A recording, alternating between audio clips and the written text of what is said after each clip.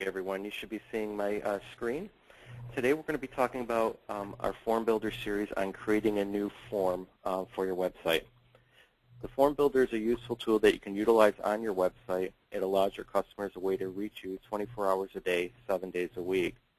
And with the FormBuilder, you can create unique forms for your website, such as a contact form, a request a quote form, feedback form, registration, or a sign-up enrollment form.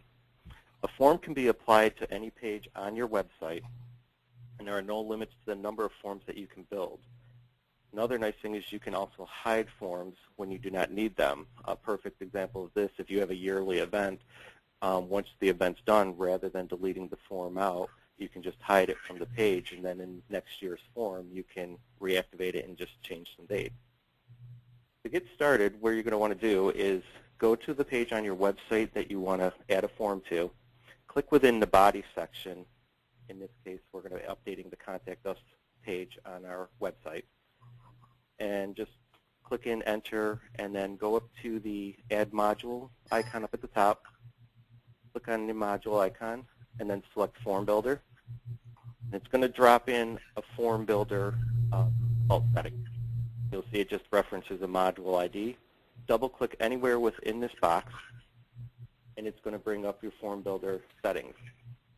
Click on More Settings, and then you have the option to choose an existing form or create a form. So we're going to click on Create Form, and then you're going to name your form. This way, when you go back to the other screen and when you can choose pre-built forms, you can just select one that you've already created.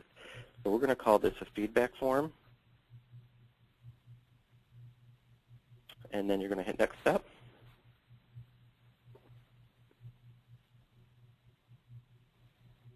Okay, so you're going to come to a Customize, and you'll notice it now puts in the name of the form that you just created. This way you'll always know which form you're working on when you're within the builder. The first thing you need to do is create a section. So you're going to click on the button that says Add Section, and this is where you name your section. In this case, we're going to be collecting personal information, so you can just type in the title that you want to appear in there. And again, this can be anything. This is not a field that the user will see. This is just an identifier to what they're adding into. You need to have a section created in order to add the field input types. So the first step will always be create a section. Over in here is all the different field input types. In our next FormBuilder webinar series, we're going to be going over detail each of these input types, so we're not going to go into detail with that right now. In this demonstration, we're just going to be worrying about the text field, the text area, and email fields. So what you just do is you're going to click and drag a text field over.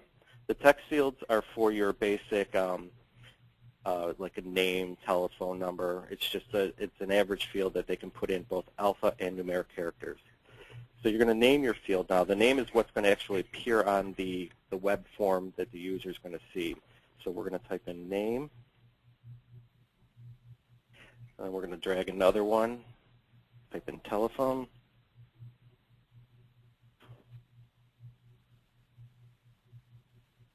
And we'll do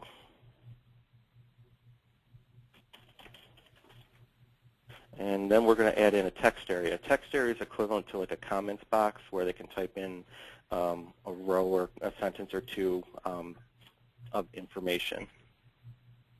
And then we're going to add an email. An email is it's a field that's just going to appear on there, but it's going to request that the information be entered into an email format. Now you'll see each of these has a blue box with a white arrow in it. That means you can move the field up and down, so you can change the order that they appear, and then there's an edit button. For example, say we want to require this field or make it required. So you click on edit, and then you'll see you can make the field required. The default value size is just the width of the field that they input their data in on the front end of the site. And then that's the size, and the default value, if you want to put like a $sign in or something like that, it's something that will initially appear in there. So we're going to hit submit. And then we're going to also just say we're going to make name required. When you're done doing that, you're going to hit Next Step. And we're going to be covering more of these other things that you're going to be seeing right now in future webinars, so I'm just going to go through to the end here. So you're going to hit Finish once you're done modifying your form, and then you're going to hit Submit,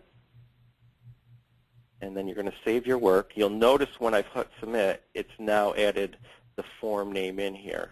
This is in case you have multiple forms on your pages or different pages on your website. You at least know what form it is you're looking at or which one you're ready to work on. So it tells you the name of your form and it adds an ID value. We're going to hit Save and View Live Site. Then you'll see that just created a form. Here's the section name. Again, you'll see there's no fields attached to it. It's just an information area. Then there's the name, which is now required, telephone number, cell phone, comments, and email. So maybe we want to go back in and update the order of this. Say we don't want email below the comments, and maybe we want one of these fields a little bit larger. That's where you go back into your form builder, double-click on the module, and go to More Settings. And then this time, you're going to go to Edit Form Fields because we've already created it. So you click on Edit, and it's going to bring you back to the form that you're in.